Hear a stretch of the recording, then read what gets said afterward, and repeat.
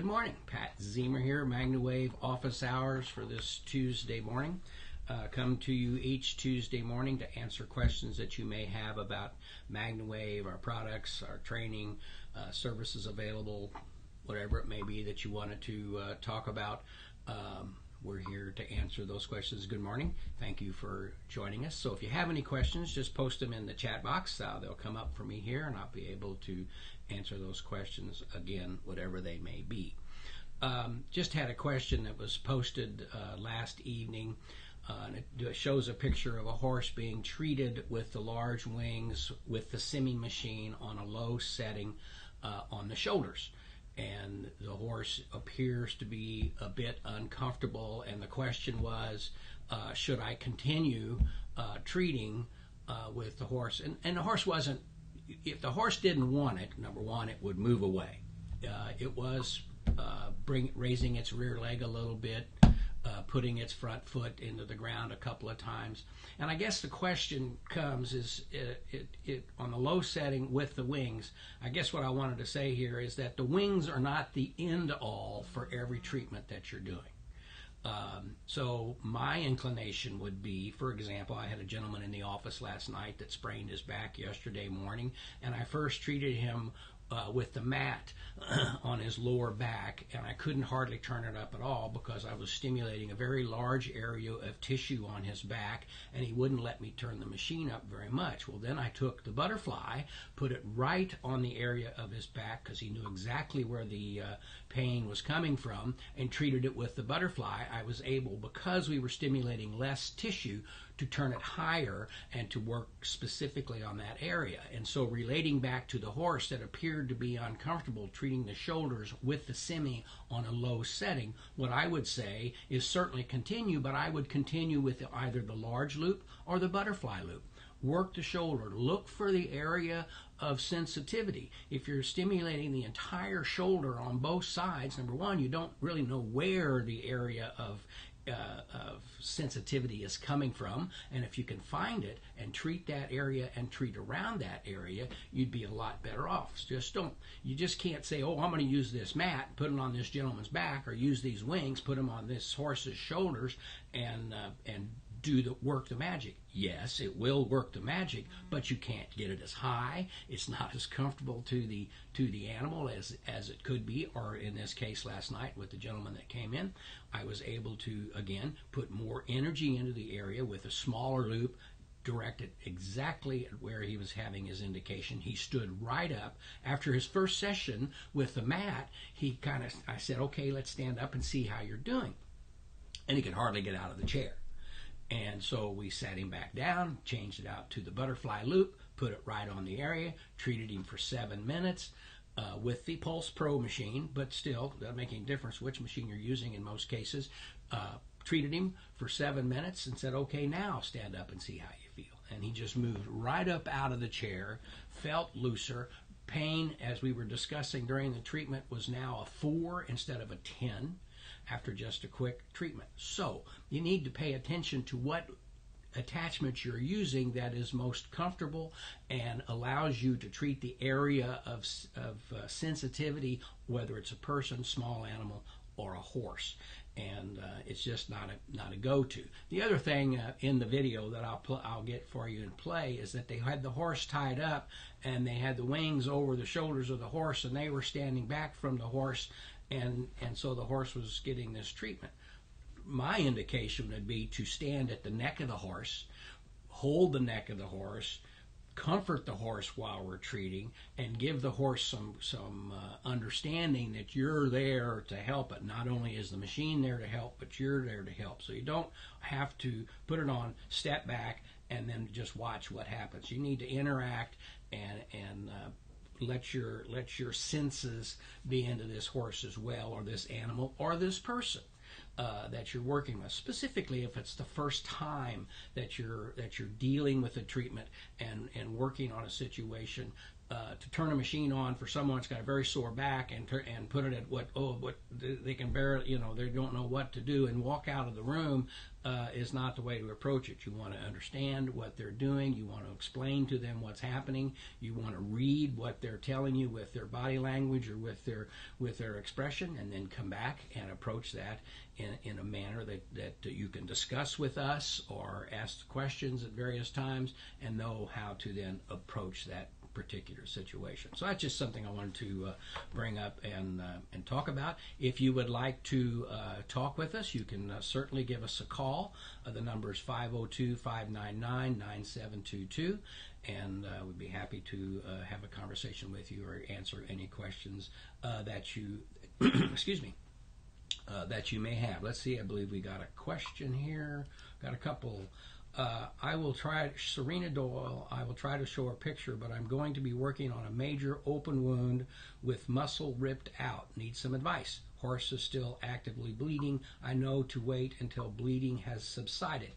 Well, Serena, that's very true, because we're not going to increase the blood pressure on the area, but we will improve blood flow, and we don't want to enhance any bleeding or blood flow that's going on. So certainly you want to wait for the bleeding to subside, whether it's bandaged or however the doctors are addressing that to the area. Once that is completed, certainly Erin's posted an answer there, which I haven't had a chance to take a look at, and I'm sure she's spot on with what she's talking about. But you want to treat the area, treat it at a comfortable setting to help the blood flow to the area again once bleeding has stopped, and then it will certainly help the oxygenation of the area and will help the wound begin to heal over, hopefully more rapidly than if you just let it go naturally. We want to help the body better heal itself. So let's see. Let me get rid of this one, and then we'll come and see. We have another one. I usually have at least one hand on every horse I work on.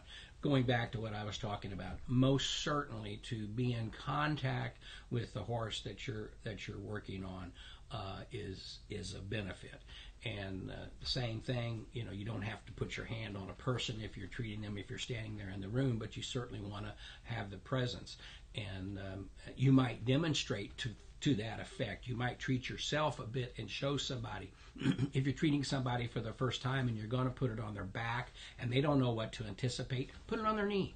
Put it on their knee, turn it up a little bit, let them feel what's happening, let them feel the comfort, and that will aid the situation along. But that's an excellent answer. Always have one hand on the horse. Just as a horses are amazing. Dogs are the same way. Small animals but they're very sensitive to what you're feeling, what you're giving them emotionally and with the touch. And so you can really put some confidence, put some comfort into the animal simply by allowing them to see that you are concerned and that you are with them at this time. So let's see. Any other questions? Just put them up, and I'd be happy to take a look at them, and Erin and Serena are having a conversation in the chat box. If you have any other questions, just put them up. If you'd like to visit, give me a call. We will certainly be more than happy to talk with you. Okay, let's see here. Serena, let me post this here. It says, she'll look at that. I'm doing this pro bono. Young lady does not have the funds, trying to help get a picture up. And so pro bono is a good thing. If someone doesn't have the funds, help them out. That will always come back to you. If you're helpful to your people and you help them achieve what they're looking for, that will come back to you tenfold. Believe me, I know that very well from the years that I've been doing this. A question that I'm often asked, and some of you may have heard my answer to this and so forth, but I'm often asked, how did you get into this? What is your background? That type of information. Did you create the therapy or did you create the machine? The answer to that is no. How I got into this business, and I've been doing it since 2002. People will talk about how long someone's been doing something, but I've been actively working in the equine and human space with PEMF since 2002. my business that I operated was pretty much put out of business and displaced by 9/11.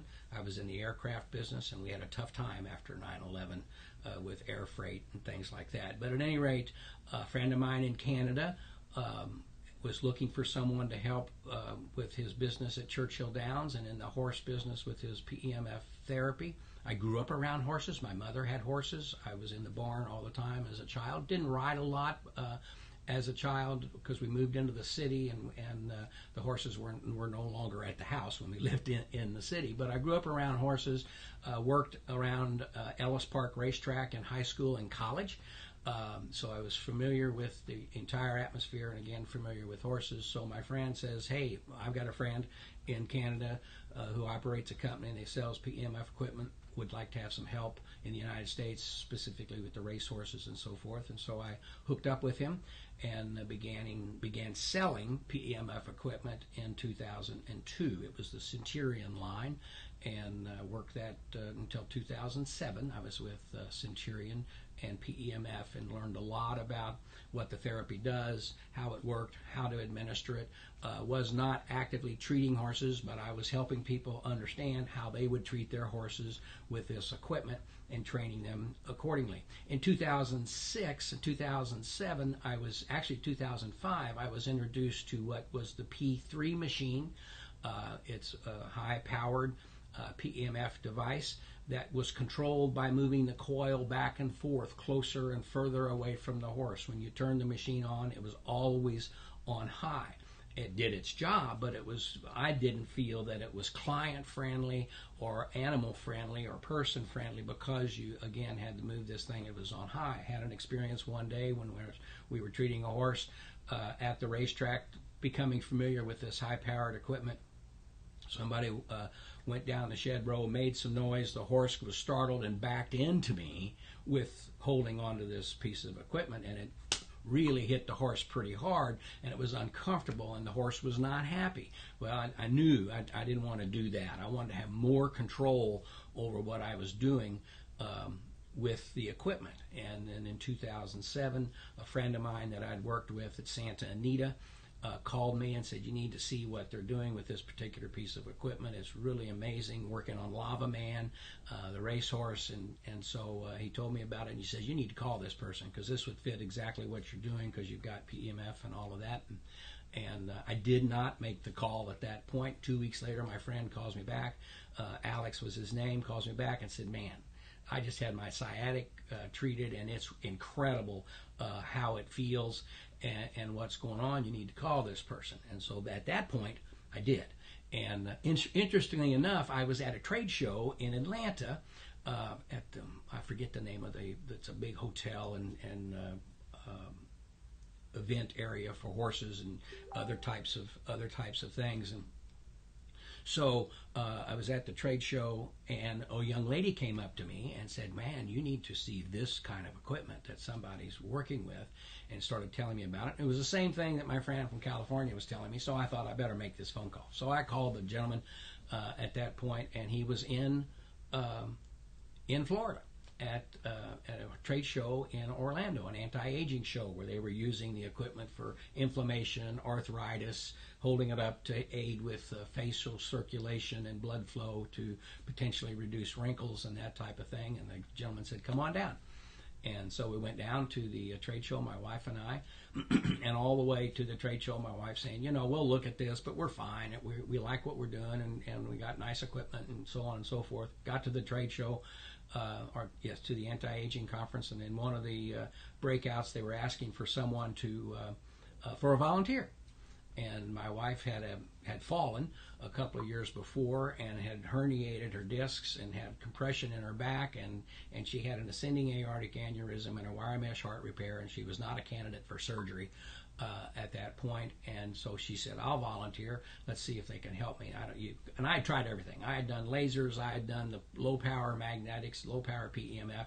Got her some relief, but never any reversal. She went down and sat down 8 minutes, put the coil over her shoulder, treated her. She stood up, had total mobility and no pain. It was over. We were going to have one of those machines because she was in constant misery and pain. And basically, she bought one on the spot. And needless to say, we were in business. We had to figure a way of paying for this thing and making all of this stuff, all this work out. So that's basically how we got into the business. What I did is they were just beginning to package the machine in a storm case and something more durable, and what I wanted was time control. I wanted them to be able to control how long we treated. They were all set up for 3-minute treatments at that point. It was a pain to have to start that machine every 3 minutes. So we worked with them a little bit on finishing up some of the design, putting the storm case on wheels, how that would work, and tested that and got that in place, and then got the timer put in place, and that's what we began to run with, and taking that to the went right to the Churchill and the racetracks that I dealt with, and then started moving into the hunter jumper area. So that's how we transgressed into the business, starting in 2002, then 2006, 2007, began working with this device as we understand it today. And certainly at the time, you know, it's funny how things go around. The device weighed 50 pounds. We worked very hard to get it down to where it was 35 pounds. Then now, because of transformers and the way the devices are used, they're back up, the max machines back up into the 50, 55, 60 pound weight area again, which is good for a lot of people, but too much for other people with regard to weight and transportability. So, hence, there are some lighter machines, the Pulse Pro, on the market, the Maya, other devices. But again, that's how everything has moved along with regard to how we got into the business and how we developed it from that point. When I got started in Kentucky, and we got our first machine in Harrisburg, Harrisburg, Pennsylvania, at the national show there, just before, at the end of the year, where they have the indoors, and then they moved to the Washington International and so on and so forth. And that's where we first started treating people. And I got my first horses by treating the owners. And so I'd treat the owners, and they'd feel better, and they'd let me treat their horses, and treat the horses. They'd get on them, and they'd ride off, and they would feel better, and bingo, here we are. So that's the question I'm quite often asked, so I thought I would just share that with you. If you have so many other questions, anything you'd like me to take a look at, I'd be happy to do that. Let me see if I can get this picture to where, well, where is it here? Let me see if I can copy it. Won't let me, wait, I know what I can do. Hold on. I'll copy it this way. And maybe, okay, so I have it. I can't make it bigger, but I am going, oh, I don't want that.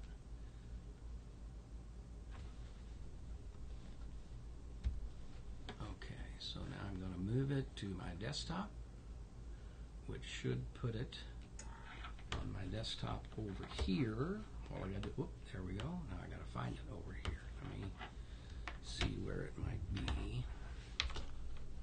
Picture of the open wound that we're talking about working on. And let me put that. I'm going to show my desktop, and maybe I can find the picture.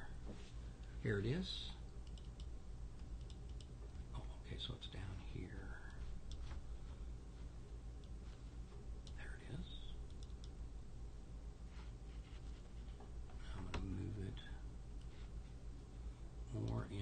So hopefully you can see there, I've got it put up on the screen, and certainly the wound is a big wound on the back of the shoulder that they're going to be dealing with and exposed to the muscle area. So there's the picture we're talking about with the open wound. Let me come back.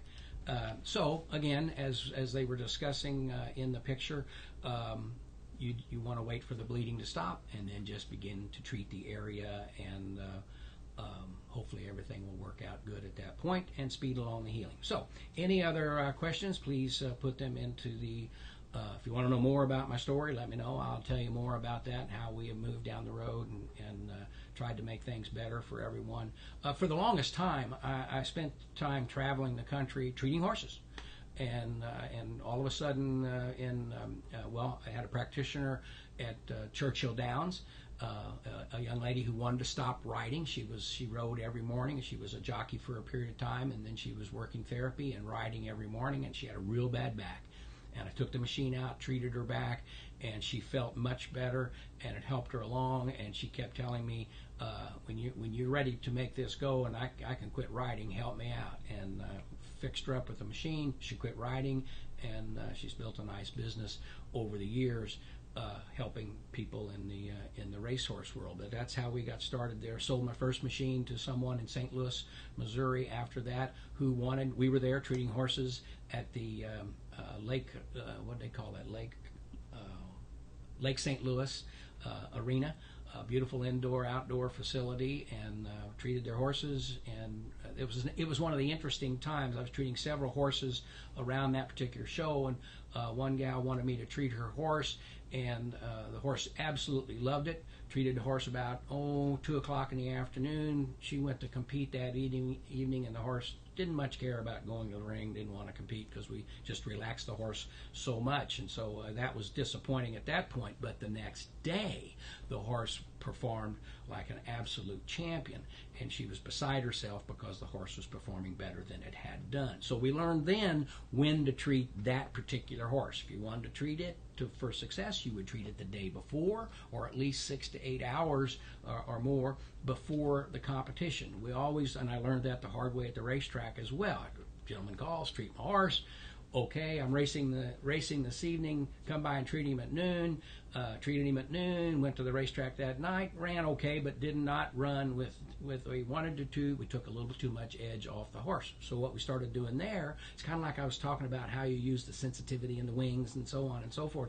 What we started to do there is we would treat a horse just before they would breeze. Breezing is where they take a couple of horses out, take them around the track at race conditions, race speed, other horses at their neck, so they get used to that. We would treat them before the breeze, and the rider could come back and say, well, the horse really had better energy, really had better stride, performed very well. Or he'd come back and say the horse was, just really didn't have the gumption to get going. So we would know, treat that horse further out. So we would learn, we would test, and to know when is the best time to treat the horse. So you really need to understand, and the same thing in people. When's the best time to treat this person or this small animal for the hip dysplasia and what's going on? You don't want to treat them with hip dysplasia when you know that you're going to go out and run and play in the yard in 5 minutes, because you got to give them time for everything to work best in its place. And so you just need to deal with that and understand what you are dealing with and what particular areas that you are treating. So any other questions, please just put them in there, and I'd be happy to answer them for you at this time, whatever they may be. I'd be happy to take a look at that. Let's see if there's anything else over here. Don't see anything. We did have a question that came up last week on the Facebook page. Someone was treating a horse, and the owner of the horse was having back issues, and she wanted to be treated. And so the practitioner treated the woman. She became lightheaded, went into a fainting type of situation, and the question was, oh my gosh, what did I do? Well, then with some additional looking around, found that the woman had this type of problem periodically. So it wasn't something that the machine caused, but it's something that when you're dealing with someone and they want to be treated, you need to ask them questions. How are you having any issues? Do you have any deficiencies, any vitamin deficiencies? Do you have any issues with your equilibrium and what you're doing with? So you understand what you're dealing with before you go to treat them. Same thing with an animal or a small animal, anything else or anyone else that you're treating. And so Dr. Dreesen chimed in there and was talking about you need to ask questions. Just don't go treat somebody without understanding what they've got going on, so you're not surprised and they're not surprised with the potential outcome or with what's going on when they get treated. Let's see here, got another question. Let's see here. And can you touch base on how the HydroWave wound spray can help? Sure will, Aaron. Thank you. That's a great question. And we're going back to this wound healing type of situation. The HydroWave is a super oxygenated water. It goes through a process that they take silver molecules, nano-sized particles of silver, less than 1 part per million in weight, so they're not considered heavy metal. They won't leach to the body. And they put these nano-sized particles of silver in water, and then they run it through a process to where the water is charged in some fashion, and the silver, the oxygen that's in the water, not new oxygen, but the oxygen that's in the water attaches to the molecules of silver. Well, two things happen. And this is why HydroWave is an internal thing as well as an external. But when you consume water, the oxygen that's in the water does not pass into your bloodstream.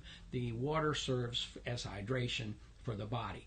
But when you put the silver molecules in the water and the oxygen attaches to the silver molecules, when you consume it, the silver will pass into the bloodstream and go into the bloodstream, and then these little grenades, I call them, of silver molecules travel through the body and attack bacteria. They're negatively charged. I hope I'm not confusing that. Negatively charged, so they only attach bacteria. They don't attack the good cells. They're repelled from them, and so that's really kind of cool how that works. Now, as a topical, to take the HydroWave and spray it on an open wound, the silver molecules that are there. Number one, you're going to supply oxygen to the wound with the supercharged silver molecules, clumps, nanoclusters of oxygen. You're going to supply that to the wound area. But the silver was one of our first antibiotics that they would use, colloidal silver and silver mixtures for burns, to relieve pain for burns, to keep the wounds clean, to help all of that taking place. Silver was incredibly effective with that, and a colloidal silver or a water thing that they could put in the bandage, spray on the wound, is very effective. This, on the other hand, with not being a heavy metal, it won't leach to the body like colloidal silver can do if you're to consume colloidal silver. But so if you spray that on the wound itself, you got the benefit of the silver to aid the healing process, and the oxygen, that's super oxygenated water, to aid the healing process. And then you couple that up with MagnaWave and put it on the wound area, and you can see dramatic results. The HydroWave water in a mixture typically of 50-50 is incredible on pink eye. And show cattle have big issues, and regular cattle have big issues with pink eye types of things, and just to spray the eye, it just clears it right up. And so you're using it on a rash or an open wound type of thing, it's very beneficial. Great question, Aaron. Thank you for bringing it up, so I would better explain that. If you have other questions about the silver water or the HydroWave, be happy to answer those for you. Again, just put them in the chat box, and I'd be happy to take a look at them. Let's see, we got a question here. Jennifer asks, recently had one of my dogs x-rayed. She has known arthritis and spondylosis. Okay, and so basically what you want to do is, with the arthritis, the MagnaWave, the PEMF of MagnaWave will help relieve the inflammation where you have a buildup of calcium. The nerves become irritated, the cartilage, everything becomes irritated. You get inflammation, you have pain, you have restricted motion. So we're not going to dissolve. That's not what we do. We're not going to dissolve the calcium that's there. We can, by virtue of good oxygenation and blood flow, retard or slow down further development of the calcification, but we can help relieve the inflammation, relieve the pain with the spondylosis and the arthritis, and so it's a good work to get after it. So in some cases, if there's an anatomical situation we talk about, if it's muscular and it's inflammation, you can get rid of it. The pain may not come back unless you do something. You go out and play golf, or you go out and do something to wrench your back, or work in the yard, or whatever. It can come back. But if it's something that is strictly muscle, it's a bruise or something like that, or a stretch that you can take care of, it's not going to come back just for grins. But if you have calcification buildup or a spur or something like that, you can help relieve it. But it's going to try to start to come back immediately, because it's an anatomical situation that is causing the issue as you're going along. So let's see. Jennifer's got something else here. Let me pull this up. She's 11 years old, arthritis, spondylosis. I've been MagnaWave 3 times a week for 3 years. When the vet saw the x-ray, she couldn't believe my dog could even walk, much less run and jump. Thank you for sharing that, Jennifer. My wife has a very similar situation. When she goes to the doctor and they'll do an x-ray on her, or they'll do something, and he look at her and they'll talk about things. We got to do something about your back. How are you even sitting here with your back in this kind of situation with these herniated discs and the compression? And she says, my back doesn't bother me at all. Well, she treats herself whenever she has some pain. Typically, she's able to go 3 to 4 weeks as far as her back problem is concerned. She treats herself 2 or 3 times, and she's fine for 3 or 4 weeks. And so it's very similar to Jennifer's dog thing. The doc looks at my wife and says, I don't understand how you can sit here, how you're not having pain and problems. Well, it's because she keeps the pain and problems at bay with the MagnaWave, with MagnaWaving. And so it's an interesting thing, and thank you for sharing that, Jennifer. Great story, and people can learn from that as we talk about things and share them on the MagnaWave page in various places. Any other questions, folks? Just put them in there. We've been going for about, I got started about 7 or 8 minutes late this morning. Wasn't here last week because I was took a vacation, took my wife away for a week. It was our 47th anniversary. And so we just took a little break and had some time off and enjoyed our anniversary and our time together. And so happy anniversary to my wife, and any of you having anniversaries or birthdays, happy birthday, happy anniversary, and I hope you have a great time. Let's see here. We have another question. How often should I treat a horse with congestive heart failure? He's 20.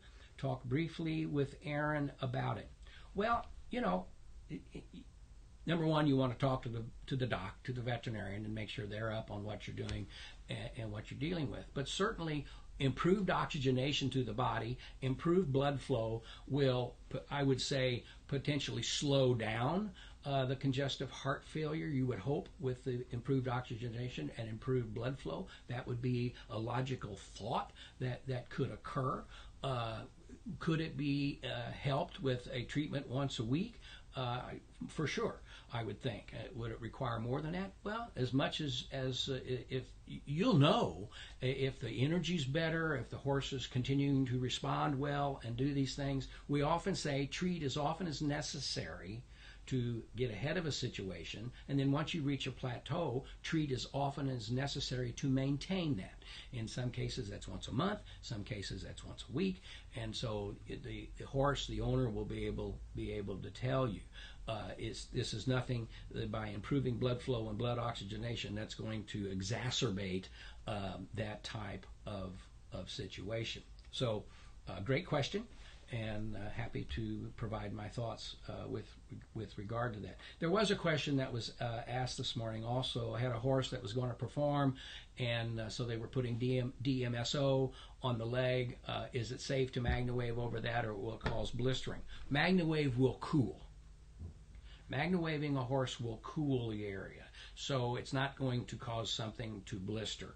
Once it's there and absorbed, you're fine. You're not going to enhance anything. Quite often when someone's doing a topical and you're treating and you want to help push it into the area, you can help push it into the tissue and do its job, what it's supposed to do. Is it going to cause it to necessarily do something you don't want it to? No. If you're using something to produce heat, and they want to produce heat in the area, then you don't want to MagnaWave it at that time, because MagnaWaving has a cooling effect on what's going on.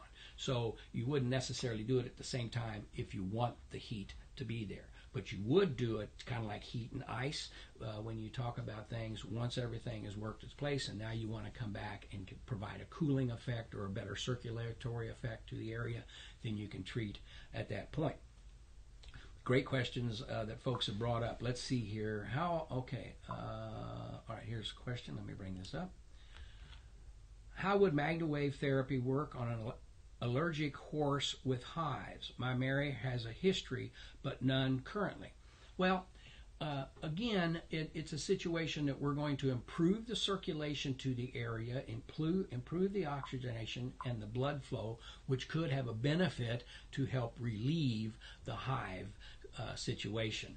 And certainly, if you have a horse that is prone to that, and you keep them by treating them, let's just say weekly for this conversation, to keep the blood circulation good, the blood flow well, that can help the situation be better. If you keep if you treat the lungs and you have better oxygenation in the lungs, whatever the allergy may be, it may help defend it a little bit. Now, if the horse, my wife has an allergy, a severe allergy to cinnamon. She can't ingest cinnamon at all. We'll be calling the ambulance.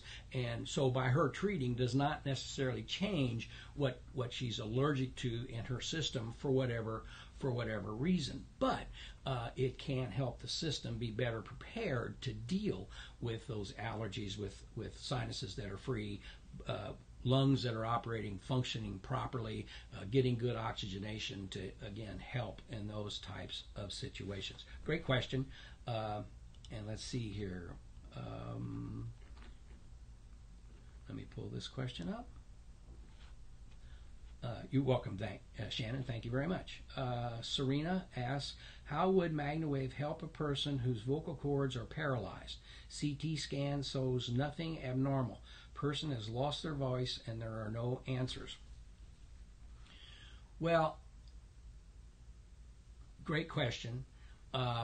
When we're treating horses with flap problems, with breathing issues, and they become paralyzed, and they rate that a class 1 or 2, 3, or 4 indication of how serious it is in the paralyzation or with the paralyzation.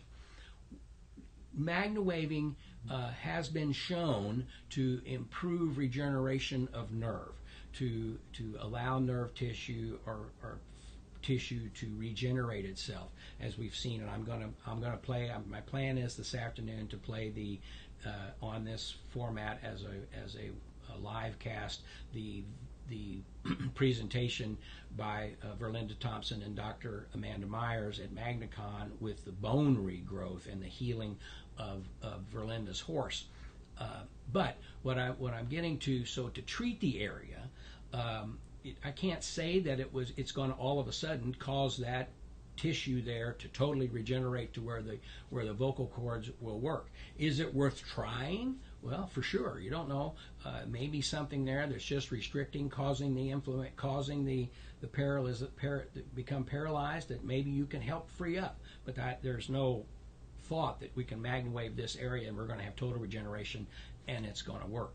Certainly, if it could have been treated in some manner as the vocal cords were becoming paralyzed or deteriorating, you can potentially have slowed or stopped the process, as we have experienced in horses who are having flap problems. If we can keep it from getting any worse, then that's a good thing. Can we always reverse? Not necessarily. I mean, we weren't able to take my wife's herniated discs and make them unherniated. That wasn't the case, but we can keep the inflammation and the pain in the area, and we can slow in some cases, depending what's going on, with good blood flow, good oxygenation. We're not healing anything. We're just allowing the body to better be receptive of this stuff. Now, a doctor can get in there and see how he can apply this, maybe with some medication, he or she, and enhance the healing capabilities of a person or somebody or something that they're dealing with. And I'm certain there are no answers, and this is something that is not going to make it worse when you talk about the vocal cord situation. So certainly it would be something that you could step up with and give it a shot. Let us know. Great question. I'm sorry for the condition that the person is experiencing. You always hate to hear things that you don't know. It's kind of like atrophy. When we've had people that have had some atrophy type of situation, or a horse that's had atrophy, and we're able to, if it's atrophied to the point that the tissue is dead, basically, or just non-functional, you're not going to bring that back. However, you can keep the atrophy, because quite often it spreads, if you will, or it gets worse. And quite often, I had a racehorse that in Florida that we treated constantly, and the horse ran wonderfully. And but its atrophy on its hip, there was just one spot. I mean, it was just deep that there was, but we kept it from getting worse, and the horse was able to perform. Hated treating that horse. One of the meanest horses I've ever been around in my life as far as treating. Took 2 people to treat the horse every time. Just an obstinate, mad, angry, going to get you kind of horse. We've all experienced that. And but then the horse was claimed, and the person that bought the horse, of course, we're in business. We went to him and said, okay, here's what they've been doing to this horse. We'd love, oh no, I'm going to do this and I'm going to do that. And the horse never performed well again. And that's the way it goes. But so vocal cords, give it a shot. Let us know how it's going.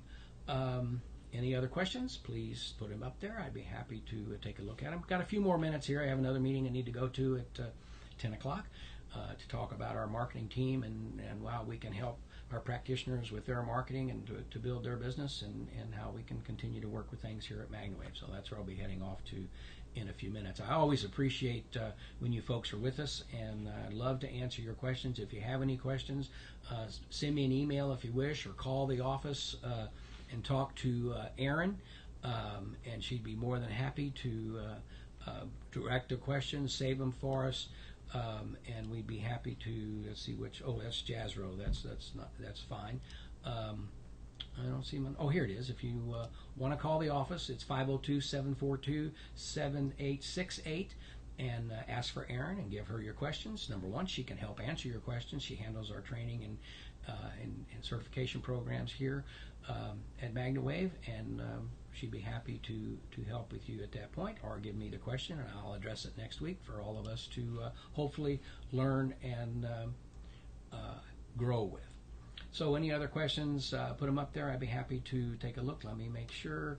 Amy, thank you for your thanks. And again, it's always fun to do this. And it's always interesting to learn and share, because we talk about things. There was a question that was asked this morning. Someone has an Android phone, and they were having some issue with the app, getting it to allow them to input some. We just had an update released on the app last week. I'm going to produce a video to show all the changes that we've made. And we have some pretty major changes coming to the app here shortly.